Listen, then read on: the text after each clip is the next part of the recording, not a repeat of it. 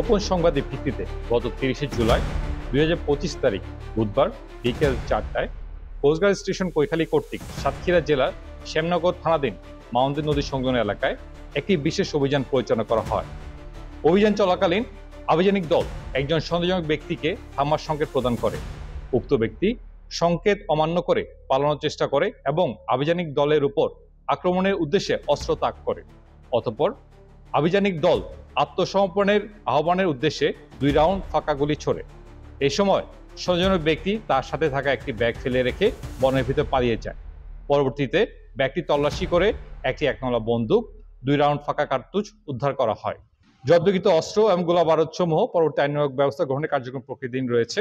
দেশের আইন শৃঙ্খলা পরিস্থিতি স্থিতিশীল রাখতে বাংলাদেশ কোস্টগার্ড কর্তৃক ভবিষ্যতে এ ধরনের কার্যক্রম অব্যাহত থাকবে।